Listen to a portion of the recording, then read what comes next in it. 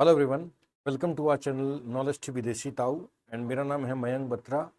और आज हम अभी डिस्कस कर रहे हैं 27 जुलाई का जो सीईटी का एग्ज़ाम हुआ है उसका English solution. Morning and evening shift दोनों के आंसर्स मैं आपसे डिस्कस करने वाला हूं। तो स्टार्ट करते हैं अभी का वीडियो। देखो, पहला क्वेश्चन तो बिल्कुल सिंपल है। आपको स्पेलिंग मिस्टेक पूछा है, पर्सोनल के स्पेलिंग पूछे हुए हैं। पर्सोनल का मतलब होता है अधिकारी।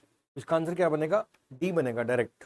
और अगर आप पुराने वीडियोस देखोगे उसमें मैंने कवर किया हुआ है पर्सोनल वर्ड, डायरेक्ट हमारे पेपर में से आया हुआ है। जो हमने पुराने किए हुए उनमें से ही आया हुआ है। ओके, नेक्स्ट देखो, आपका ईडीएम है। एक बेस्ट ऑल्टरनेटिव बताना है जो इसको एक्सप्रेस करे, लाइक अ सिटिंग डक। देखो, सिटिंग डक का मतलब पता है क्या होता है? जैसे मान लो कहते हैं ना कि कबूतर आंख बंद कर लेते हैं जब बिल्ली आ जाती है।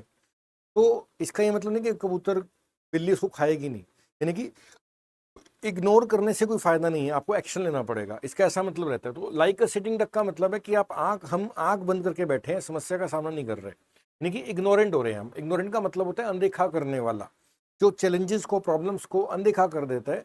वो क्या है? That person is like a sitting duck, वो सिटिंग डक की तरह है। तो इसका आंसर क्या बनेगा? इग्नोरेंट बनेगा। नेक्स्ट देखते हैं। देखो, बिल्कुल सिंपल है, वॉइस का क्वेश्चन आया हुआ है, ठीक है ना। ये सब मॉर्निंग शिफ्ट के हैं, जो फर्स्ट शिफ्ट का था ये सब के सब उसमें से हैं। नेक्स्ट क्या है? She handles all the task efficiently. तो यहाँ पर हैंडल्स जो वर्ड है, ये वर्ब की फिफ्थ फॉर्म है। और हमें पता है फिफ्थ फॉर्म कहाँ पे इस्तेमाल की जाती है? रूटीन में इस्तेमाल की जाती है। अब रूटीन का पैसिव क्या बनता होता है? Is, am, are plus verb की थर्ड फॉर्म। तो इसका आंसर क्या बनेगा? Direct D will be the answer. Okay, next देखते हैं। एंटोनिम बताना है आपको एसेंड का। देखो, अगेन हमारे वीडियोस को अगर आप देखोगे तो देखो, एसेंड का मतलब होता है चढ़ाई। और यही वर्ड आपको पढ़ाया हुआ है। एसेंड का मतलब क्या होता है? किसी चीज, राइज कह सकते हो, चढ़ाई कह सकते हो। और इसका एंटोनिम क्या बनेगा? Descent, DESCEND। तो आपको क्या पूछा है? एसेंड का एंटोनिम बताना है, तो क्या बनेगा? डिसेंट बनेगा। ओके, नेक्स्ट क्वेश्चन देखते हैं क्या था हमारे पास। नेक्स्ट क्वेश्चन है, आपको देखो यहाँ पे वर्ड रखे to the, bring, car, the, money. तो आप इसको प्रॉपरली अरेंज करना है। तो यहाँ पे चार ऑप्शन नहीं लिखे, मैं डायरेक्ट इसका करेक्ट आंसर लिख दिए। Bring the money to the car park, ये आपका ऑप्शन सही बनेगा। यानी कि जो पैसा है उसको कार पार्किंग में लेकर आओ। तो इसका करेक्ट सीक्वेंस बनता है bring the money to the car park. Next question देखते हैं क्या है हमारे पास। अगेन देखो, नरेशन हमने कवर किया हुआ था। यहाँ पे नरेशन है, डायरेक्ट स्पीच है, क्वेश्चन मार्क है, हेल्पिंग वर्ब है, डायलॉग पास्ट का है। जब भी क्वेश्चन मार्क होता है तो इफ या वेदर लिखा जाता है। डी ऑप्शन में इफ वेदर नहीं है, ये कट जाएगा। ए, बी और सी तीनों में इफ लिखा हुआ है। और डिड नॉट वॉन, ये सेकंड फॉर्म है। और हमें पता है जब बाहर पास्ट पढ़ा हो तो सेकंड का क्या बनेगा? हैड प्लस थर्ड फॉर्म बनेगा। क्या बनेगा? हैड प्लस थर्ड फॉर्म बनेगा। तो हैड प्लस थर्ड फॉर्म तो बी में है या डी में है, सी में है। लेकिन यहाँ पर यू का यू ही लिखा गया और आपको यहाँ पे चेंज करना पड़ेगा, हिम बनेगा। डिटेल में पढ़ने के लिए आप चैनल को विजिट करना। देखो, यहाँ पे आप गए तो इसका आंसर क्या बनेगा? B will be the answer. Okay, ये सब के सब टॉपिक मैंने प्लेलिस्ट में कवर किए हुए हैं, आप जाना नॉलेज टीवी देसी था, उस पर पढ़ना। कंप्लीट पढ़ाया हुआ है, सारा पढ़ाया हुआ पेपर आया है।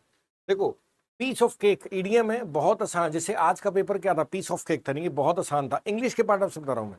आज की जो इंग्लिश थी वो पीस ऑफ केक थी, नहीं कि अ जॉब, टास्क को other activity that is easy और सिंपल, जो करना बहुत आसान है। सी, इसका आंसर क्या बनेगा? पीस ऑफ केक का क्या बनेगा? D will be the answer. Okay, next देखते हैं। पॉज। पॉज तो आपको पता ही है, जैसे आप टीवी पे पॉज करते हो, वीडियो में खेलते हो, पॉज करते हो। तो पॉज का सिनोनिम बताना है आपके। सिनोनिम का मतलब क्या? सेम, यानी कि स्टॉप बनेगा। नेक्स्ट देखते हैं। देखो, बिल्कुल इजी लेवल का पेपर था। I am angry on you. अगर आप मेरी लिस्ट देखोगे, प्रेपोजिशन का चैप्टर, उसमें मैंने पढ़ाया हुआ है। I am angry on you नहीं होता, I am angry with you होता है। क्या लिखा जाता है? I am angry with you is the right answer. Okay, next देखते हैं। The study of plants is called. देखो, बॉटनी, ये भी आपकी वोकैब के में कवर किया हुआ है। बॉटनी का मतलब क्या होता है? पेड़ पौधों, प्लांट्स की स्टडी क्या बोलते हैं? Botany. C will be the right answer. तो यहाँ तक मॉर्निंग शिफ्ट है। और जो सेकंड शिफ्ट का पेपर है वो भी बिल्कुल आसान था। अगर थोड़ा रीडिंग क्लियर था तो आप इजीली कर सकते थे। देखो, as a plane dash turbulence a passenger dash the seat belt. देखो, इसका क्या जैसी मतलब कि प्लेन, टर्बुलेंस का मतलब होता है डिस्टर्बेंस। मेरे कोई जहाज है वो डिस्टर्बेंस से गुजरा तो यात्रियों ने अपनी सीट बेल्ट बांध ली। देखो, सीट बेल्ट बांधने के लिए ना इंग्लिश में वर्ड होता है फासन। तो फासन एक ही में पड़ा हुआ है, तो इसी के आंसर बनेगा। B will be the right answer. B will be the right answer. Okay, next देखते हैं क्या है। देखो, जो who does not believe in the existence of God, जो भगवान की एग्जिस्टेंस में विश्वास नहीं रखता उसको क्या बोलते हैं? अथीस्ट। हमने पढ़ा था जो भगवान की एग्जिस्टेंस को मानता है वो क्या अथीस्ट है, और जो नहीं मानता वो क्या बन गया? अथीस्ट। नेक्स्ट देखते हैं, नेक्स्ट क्या है? मेटिकुलस। मेटिकुलस में हमने वर्ड अपना कवर किया हुआ है अपनी वोकैब के अंदर। देखो मेटिकुलस लोग वो होते हैं जो बहुत बारीकियों में काम करते हैं, बहुत डिटेल में काम करते हैं, उनको क्या बोलते हैं? मेटिकुलस बोलते हैं। देखो प्रिसाइज, डिटेल्ड, केयरफुल, तो इसका सिनोनिम बन गया। हमें तो इसका एंटोनिम बनाना है, तो स्लॉपी। स्लॉपी का मतलब होता है केयरलेस, जो ध्यान नहीं देता। मेटिकुलस पर्सन क्या करेगा? बड़े ध्यान से चीजों को देखेगा, डिटेल में जाएगा। स्लॉपी थोड़ा केयरलेस होगा, तो उसका एंटोनिम क्या बन गया? स्लॉपी बन गया। नेक्स्ट देखते हैं क्या है हमारे पास वर्ड क्या है। और 29 से हम अपनी चैनल नॉलेज टीवी देसी दाऊ के ऊपर रेगुलर प्रैक्टिस करेंगे, इंग्लिश सब्जेक्ट की, अदर सब्जेक्ट्स की भी। जुड़े रहे हमारे चैनल के साथ। ओके देखो यहाँ पर क्या है, the following option gives the grammatically correct. तो यहाँ पे ना एक वर्ड लिखे कॉम्प्राइज, और देखो इंग्लिश में कॉम्प्राइज क्या है? ट्रांजिटिव वर्ब होती है। ट्रांजिटिव क्रियाएं वो क्रिया होती है जिनके बाद प्रेपोजिशन नहीं लिखा जाता। कॉम्प्राइज एक ट्रांजिटिव वर्ब है, इसके बाद प्रेपोजिशन नहीं लिखा जाएगा, that's why B is the right answer. इसका आंसर क्या बनेगा? बी बनेगा। It is unlikely that she be present at the meeting tomorrow. देखो यहाँ पर टुमारो यानी कि कल की बात हो रही है, इसलिए देखो वॉज, वर और इज तो आएगा ही नहीं, तीनों कट गए, तो आंसर क्या आएगा? B is the right answer. बिल्कुल सही आंसर क्या बनेगा? B. Okay each of the boys, again देखो आपको टॉपिक पढ़ाया था एक सब्जेक्ट एंड वर्ब एग्रीमेंट, उसमें पढ़ाया था ईच। ईच हमेशा क्या होता है? एक वचन होता है, इसलिए हैव नहीं आएगा, हैज आएगा।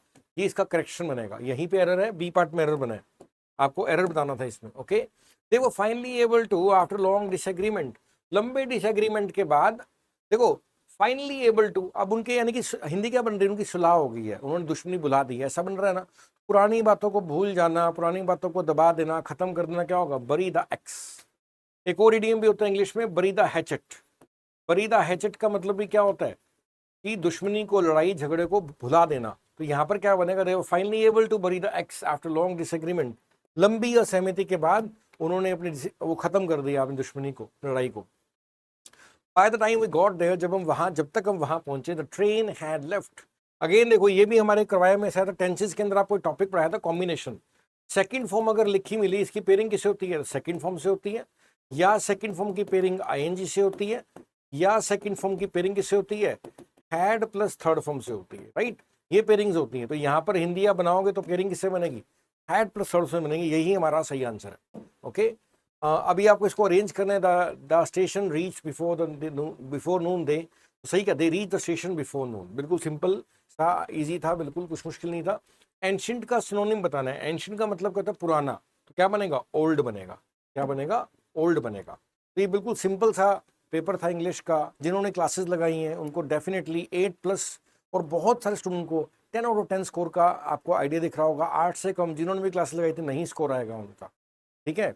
तो ऐसे ही अब 29 ऑफ दिस मंथ हम अपने रेगुलर क्लासेस लेकर आ रहे हैं चैनल नॉलेज टीवी देसी दाऊ के ऊपर। आप सब जुड़े उसके साथ और प्रैक्टिस को मत बंद करें, ठीक है। और आपके रिजल्ट्स के लिए मैं आपको बेस्ट विशेस देता हूँ। आपकी जो मेहनत है वो कामयाब हो। Thank you, have a nice time.